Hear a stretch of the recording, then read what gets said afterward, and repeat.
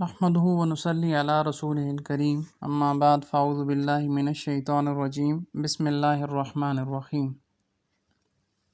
آیت نمبر 115 سورہ بقرہ۔ بسم اللہ الرحمن الرحیم وَلِلَّهِ الْمَشْرِقُ وَالْمَغْرِبُ فَأَيْنَمَا تُوَلُّوا فَثَمَّ وَجْهُ اللَّهِ إِنَّ اللَّهَ وَاسِعٌ عَلِيمٌ۔ وَقَالُوا اتَّخَذَ اللَّهُ وَلَدًا سُبْحَانَهُ بل له ما فی السماوات والارض کل له قانتون بدیع السماوات والارض واذا قضى امرا فانما يقول له كن فيكون۔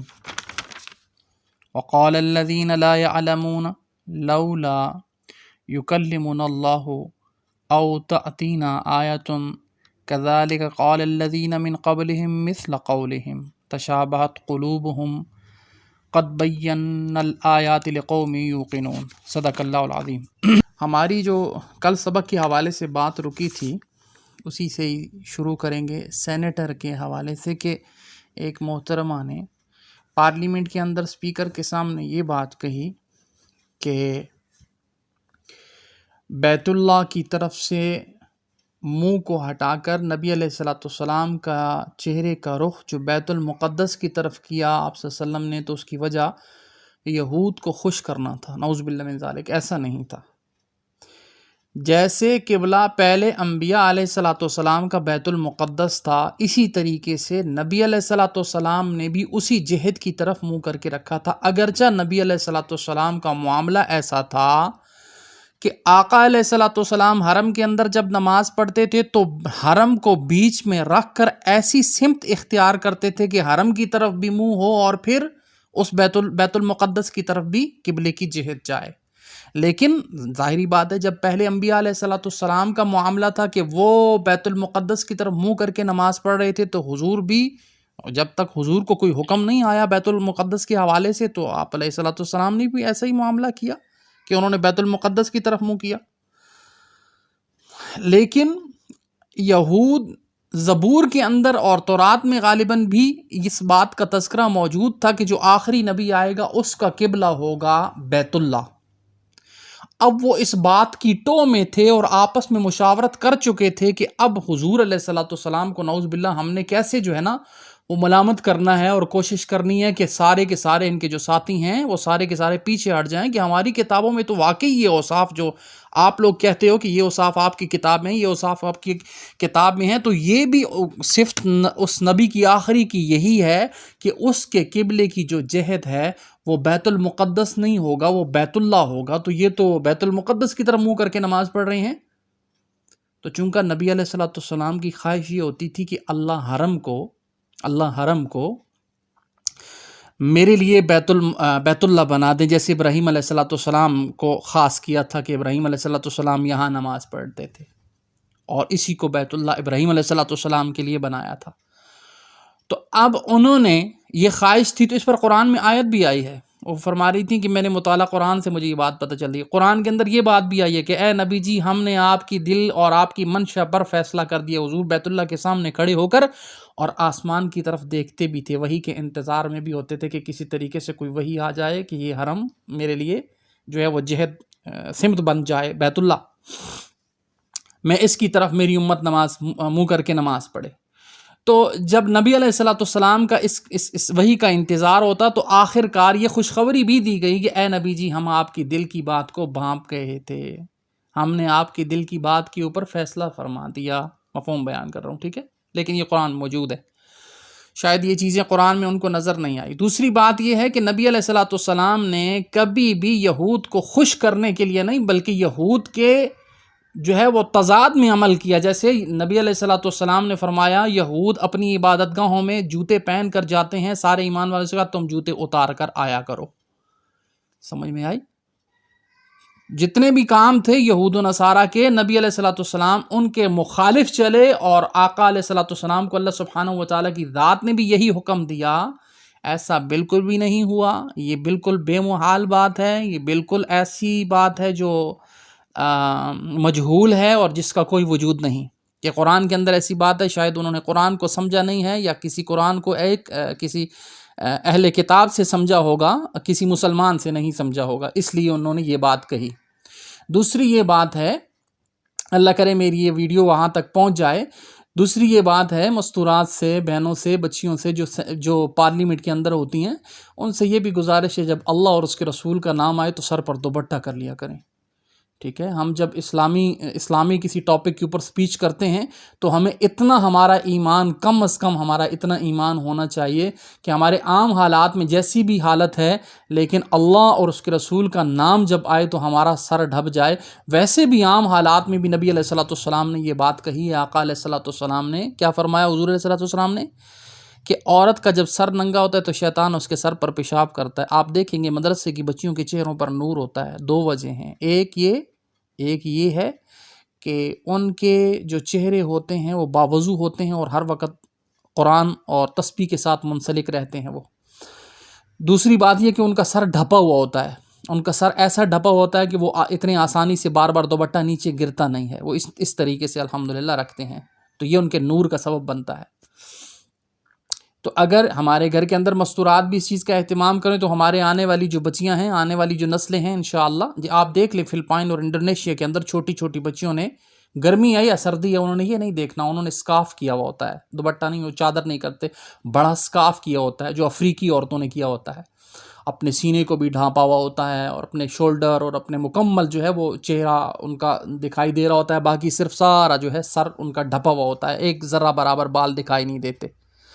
تو یہ ایک میری گزارش تھی۔ اب آتے ہیں سبق کی طرف کہ اللہ سبحانہ یہاں اسی لیے اصل میں قبلے کی جہت تھی اور وہاں پر بھی انہوں نے قبلے کی جہت کے حوالے سے بات کی، تو میں نے اس لیے یہ تذکرہ کر دیا۔ بعد میں جب نبی علیہ الصلوۃ والسلام کو کچھ مہینے کے بعد غالباً 16 مہینے تھے، 15 مہینے تھے، اس میں اختلاف ہے کہ 15 مہینے تھے، 16 مہینے تھے، 13 مہینے تھے، حضور علیہ الصلوۃ والسلام بیت المقدس کی طرف منہ کر کے نماز پڑھتے رہے، اور پھر اس کے بعد بیت اللہ کو نبی علیہ الصلوۃ والسلام کے لیے خاص کر دیا گیا ہے۔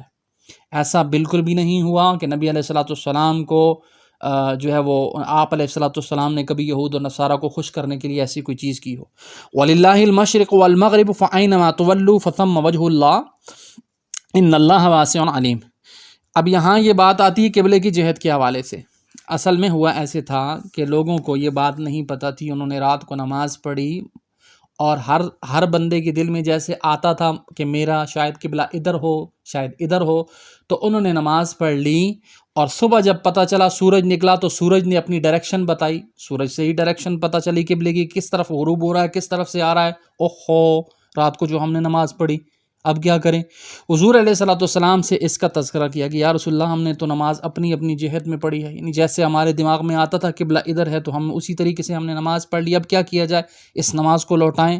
تو حضور نے فرمایا کہ نہیں، اللہ سبحانہ و تعالیٰ کی ذات فرما رہے ہیں اور اللہ ہی کا ہے مشرق اور مغرب، سو جس طرف تم منہ کرو وہاں ہی متوجہ۔ اللہ بے شک بے انتہا بخشش کرنے والا اور سب کچھ جاننے والا ہے۔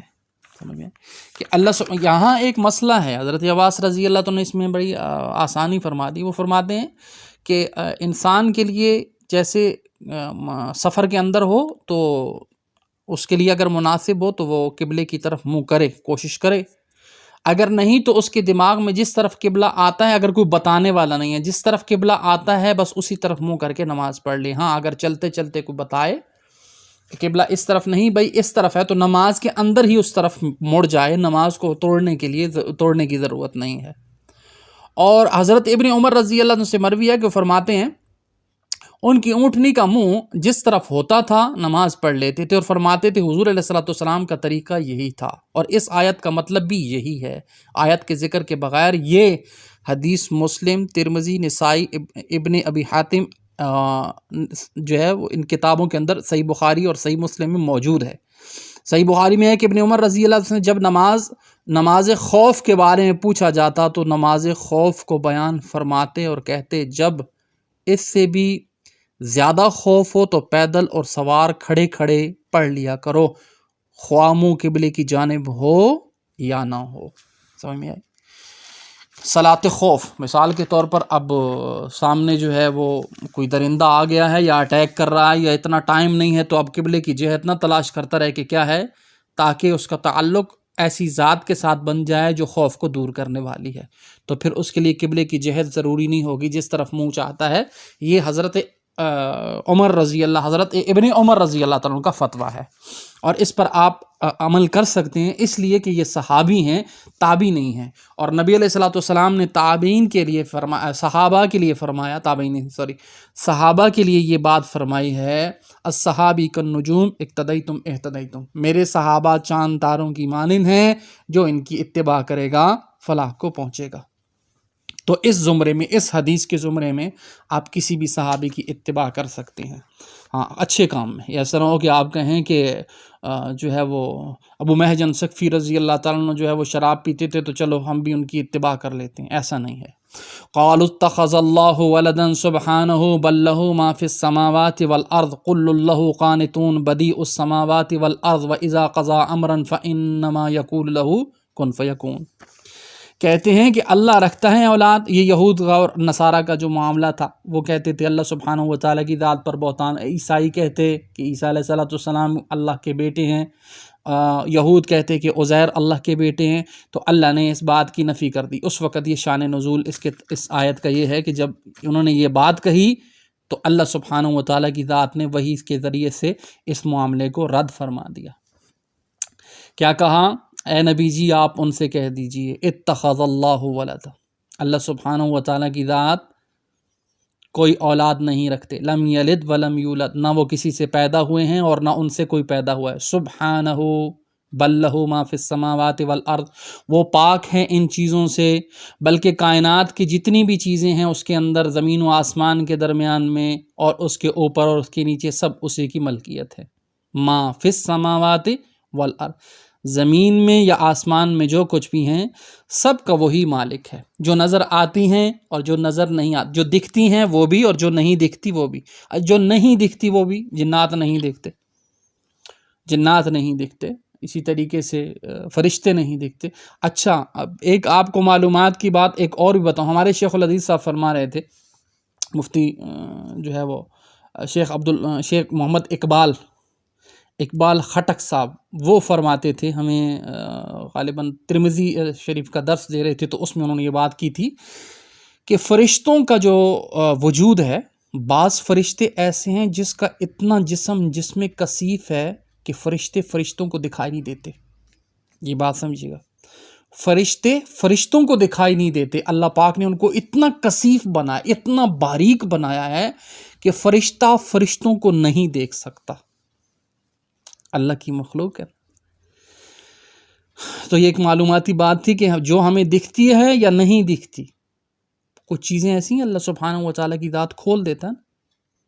اب کوئی کہے کہ جی یہ کیسے ممکن ہے، یہ کیسے ہو سکتا ہے، جو چیز نہیں دکھتی اس پر تو پھر ایمان ہی نہیں لانا چاہیے۔ نعوذ باللہ، تو اللہ فرما رہے ہیں ایمان کا جز ہے فرشتے بھائی، ان کو تسلیم نہیں کرو کہ ہیں تو پھر تو تمہارا ایمان بھی نامکمل ہے۔ آمنت باللہ وملائکتہ، یہاں پر پہلے ملائکہ کو رکھا، آمنت باللہ وملائکتہ وکتبہ، اور میری کتابوں پر ایمان رکھو، ورسلہ، اور میرے رسولوں پر ایمان، والقدر خیرہ وشرہ، اور اچھی اور بری تقدیر پر ایمان لانا، من اللہ تعالی والبعث بعد الموت، کہ یہ اللہ پاک کی طرف سے ہے اور بے شک مرنے کے بعد دوبارہ کی زندگی پر بھی ایمان لانا، ٹھیک ہے۔ بل لہ ما فی السماوات والارض، زمین اور آسمان کے اندر جو کچھ بھی ہے اللہ سبحانہ و تعالیٰ کی ذات کا ہے، کل لہ قانتون، اور سب اسی کے تابع دار ہیں۔ بدیع السماوات، بدیع مبدی کہتے ہیں ایسی صفات والا اللہ، ایسی صفات والا مالک جو چیزوں کو بنا نقشے کے بناتا ہے۔ آرکیٹیکٹ پہلے نقشہ بناتا ہے، انجینئر اس کے نقشے کے اوپر عمل کرتا ہے، اس کو کیسے کیا جائے، اس میں کوئی رد و بدل ہو تو وہ پھر مزید بتاتا ہے کہ اگر اس ستون کو یہاں رکھا جائے تو زیادہ وہ عمارت سٹرونگ بنے گی۔ لیکن بدیع السماوات، اللہ کہہ رہے ہیں مجھے کسی نقشے کی ضرورت نہیں، مبدی ایسی صفات کا مالک ہوں جو بنا نقشے کے بناتا ہوں، پرفیکٹ بناتا ہوں۔ اگر ہمارا چہرہ الحمدللہ جیسا بنا ہے بہت اچھا ہے، اگر ہماری آنکھیں ماتھے پر ہوتی تو کتنا عجیب لگتا، ہمارا منہ ناک کی جگہ پہ ہوتا، ہونٹ ناک کی جگہ پہ ہوتے اور ناک نیچے ہونٹوں کی جگہ پہ ہوتا تو کیسا بھیانک لگتا۔ خلق الانسان فی احسن تقویم، ہم نے انسان کی تخلیق بڑے ہی اچھے طریقے سے کی. تو بدیع السماوات والارض،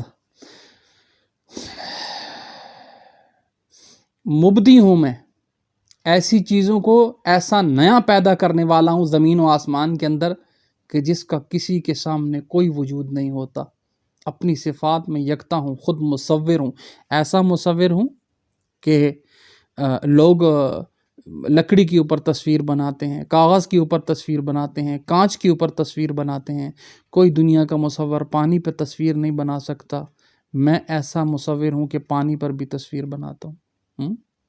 انسان کے تخلیق پانی کے ساتھ کی نا، ایک گندے پانی کے ساتھ انسان کی تخلیق کی، اور ایسی تخلیق کی، ایسا مصور ہے، ایسی تخلیق کی کہ بالکل 100% پرفیکٹ ہے. ایسا نہیں ہوا کہ کچھ لوگوں کے 2 بازو آئے ہوں اور کچھ لوگوں کے جو ہے نا وہ آدھی دنیا کے اندر 4 لوگوں کے بازو آئے ہوں. ہاں کبھی کبھی اللہ پاک اپنی قدرت کو دکھاتا ہے، سنت سے ہٹ کے اللہ پاک دکھاتا ہے کہ میں ہوں.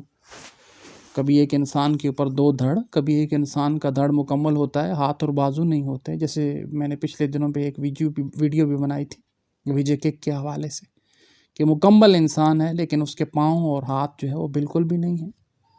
اور پھر اللہ پاک اس کے اندر بھی یہ دکھا رہا ہے کہ ہاتھ اور پاؤں سے بھی نہیں ہوتا، میں چاہتا ہوں تو ہوتا. وہ سارے وہ کام کر رہا ہے جیسے ایک نارمل انسان کرتا ہے، بھاگتا بھی ہے، چلتا بھی ہے، سب کچھ کرتا ہے.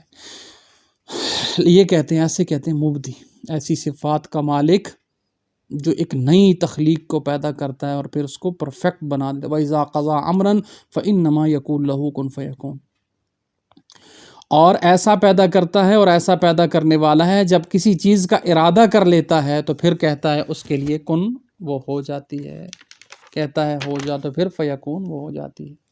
قال الذین لا يعلمون لولا يكلمنا الله او تأتینا آیۃ كذلك قال الذین من قبلهم مثل قولهم تشابہت قلوبهم قد بینا الآیات لقوم یوقنون. اچھا میرے پیارو، یہ بھی ذہن میں رکھنا، یہ آسان ترجمہ سمجھانے کے لیے، تفسیر نہیں ہے. تفسیر بڑے لوگوں کا کام، تفسیر بہت بڑے لوگوں کا کام ہے. سمجھا رہا ہوں اللہ ہمیں کیا کہہ رہا ہے، اس سے اس قرآن کی آیات سے ہماری کیا غرض ہے. بھائی یہود کے بارے میں نازل ہوئی، صحابہ کے بارے میں نازل ہوئی، اور فرشتوں کے حوالے سے بتایا گیا، کیا کہتے ہیں، فرشتوں کے مراتب بتائے گئے. جبرائیل علیہ السلام کا سب سے بڑا مرتبہ بتایا گیا، نام لے کے مخاطب کیا گیا.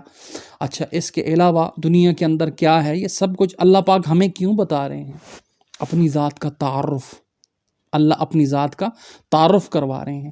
اور کہتے ہیں وہ لوگ جو کچھ نہیں جانتے، لا یعلمون لولا یکلمنا اللہ. اللہ ہم سے کلام کیوں نہیں کرتا اے محمد؟ اللہ ہمیں کیوں نہیں دکھائی دیتا؟ یہ بھی یاد رکھیں. حضرت عمر رضی اللہ عنہ فرماتے ہیں آنکھوں دیکھا حال کانوں سنے جیسا نہیں ہو سکتا. آنکھوں دیکھا حال کہ کسی نے اپنے آنکھ سے کچھ دیکھا تو اس کے اوپر یقین کرے گا، لیکن اگر وہ کسی اور کو بتائے گا تو یہ کانوں سنا ہے، اس پر وہ یقین نہیں کرے گا. تو اللہ پاک کیا فرمائے؟ لولا یکلمنا اللہ. اب موسیٰ علیہ السلام کو اللہ دکھائی دے رہے ہیں، اللہ کا کلام سنائی دے رہا ہے، باقیوں کو اللہ پاک کی نہیں دکھائی دے رہا. جبرائیل علیہ السلام نبی علیہ السلام کو آتے دکھائی دے رہے ہیں، باقی صحابہ بیٹھے ہیں ان کو نہیں دکھائی دے رہے ہیں. اللہ ہے، اللہ پاک دکھا رہا ہے. لولا یکلم، وہ کہہ رہے ہیں ہم سے کیوں کلام نہیں کرتا، تو یہ کیوں خاص کیا ہے محمد؟ آپ کو ہی کیوں خاص کیا؟ آپ کو ہی نبوت کے لیے نعوذ باللہ کیوں خاص کیا؟ مقصد ہے آپ کو نبوت کے لیے کیوں خاص کیا؟ کسی بھی نبی کو ہر قوم ہر امت نے یہی الفاظ کہے گا، یار آپ تو ہماری طرح ایک عام انسان ہے. مراتب دینے والا اللہ، وَتُعِزُّ مَن تَشَاءُ وَتُذِلُّ مَن تَشَاءُ. عزت دینے والا اللہ، ذلیل کرنے والا اللہ. اللہ ساری کی ساری خوشیاں، راحتیں اور عمل کی توفیق اور بے عمل بنانے والا سب اللہ پاک کی ذات کی توفیق سے ہے. کذالک قال الذین من قبلہم. یہاں پر ایک اور بات بھی بتاؤں، لا یکلمنا اللہ او تأتینا آیت. ہمارے 4 امام گزرے، امام ابو حنیفہ، امام شافعی اور امام مالک اور امام احمد بن حنبل. امام شافعی کے بارے میں آتا ہے اللہ پاک کی ذات کو انہوں نے 99 مرتبہ دیکھا ہے. اللہ سبحانہ و تعالیٰ کی ذات کو امام شافعی نے 99 مرتبہ دیکھا ہے. اب اس کے مطابق دیکھا جائے تو سب سے بڑے امام ابو حنیفہ رحمۃ اللہ علیہ ہیں، لیکن اللہ پاک نے ان کو یہ شرف نہیں بخشا. تو ہم کیا سمجھیں گے کہ جو ہے وہ بھائی جو چیزیں امام ابو حنیفہ رحمۃ اللہ علیہ کو اللہ پاک نے دی ہیں وہ امام شافعی کو نہیں، جو امام شافعی کو دی ہیں وہ امام احمد بن حنبل کو نہیں دی۔ ہمارے لیے چاروں محترم ہیں۔ جو صفات اللہ نے ابوبکر کو دیں وہ عمر کو نہیں، جو عمر رضی اللہ عنہ کو دیں وہ عثمان کو نہیں، جو عثمان کو دیں وہ حضرت علی کو نہیں۔ ساری صفات کا مجموعہ ایک ذات الہی ہے، باقی اللہ پاک نے صفات کو تقسیم کیا ہے، اللہ پاک نے صفات کو تقسیم کیا ہے، تو اس تقسیم کے اوپر کسی کی نفی کر دینا یہ درست نہیں۔ یہاں سے یہ بات سمجھ میں آ رہی ہے، کسی کی تقسیم کر دینا، یار ایک ماں سے دو بیٹیاں ہیں، ایک ماں سے دو بیٹیاں ہیں، ایک بیٹی بہت اچھی ہے، اس کے اندر بڑی صفات ہیں، ایک بیٹی تھوڑی سی چڑچڑی ہے، تو اس کے بارے میں ابھی یہ ان کی بیٹی نہیں، نعوذ باللہ من ذالک، حرام ہے یہ بات کہنا بھی۔ صفات کا مالک اللہ ہے، اللہ سبحانہ و تعالیٰ کی ذات نے جو صفات جس کے اندر ڈالی ہیں وہ اس کے اندر اللہ کی تخلیق ہے، اللہ کی مخلوق ہے، اللہ نے چاہا اس کے اندر ویسا اس کا مزاج کر دیا۔ کبھی بھی ایسا مت کہیں لولا یکلمنا اللہ او تأتینا آیت۔ یہاں سے یہی بات سمجھائی جا رہی ہے کہ اللہ پاک کی منشا ہے، وہ یہ کہتے ہیں اللہ ہم سے کلام کیوں نہیں کرتا، اللہ پاک ہم سے کلام کیوں نہیں کرتا، آپ کو کیوں خاص کیا ہے اللہ نے۔ کذالک قال الذین من قبلہم مثل قولہم، نبی جی اس بات کے اوپر آپ پریشان مت ہوئیے گا، بالکل ایسی ہی بعین ہی اسی طرح بات، مثل قولہم اسی طرح کی بات انہوں نے باقی نبیوں کے ساتھ بھی کی تھی۔ تشابہت قلوبہم قد بینا الآیات لقوم یوقنون، جو ان سے پہلے تھے انہی کی سی بات ایک سے ہیں، دل ان کے بے شک ہم نے بیان کر دی نشانیاں ان لوگوں کے واسطے جو یقین لاتے ہیں۔ ہم نے آپ کے سامنے یہ باتیں ساری کھول دی ہیں، یہ تکبر اور عناد کے اندر پڑے ہوئے ہیں، وہ ساری باتیں کریں گے جو انہوں نے پچھلے انبیاء کے ساتھ کی، کبھی جادوگر کہیں گے، کبھی ساحر، دیوانہ، کیا کچھ۔ آپ نے یہ وہ نبی علیہ الصلوۃ والسلام کو حوصلہ دینے کے لیے بیان فرمایا، تشابہت قلوبہم، ان کے دل انہی کی طرح ہیں، قد بینا الآیات لقوم یوقنون۔ اس لیے ہم نے اس کو بیان کر دیا تاکہ لوگ کیا کریں، اس کے اوپر یقین لائیں، ان کے یقین لانے کے واسطے ہم نے اس کو بیان فرما دی۔ اللہ پاک اس کے اوپر ہمیں عمل کی توفیق عطا فرمائے۔ جزاکم اللہ خیر۔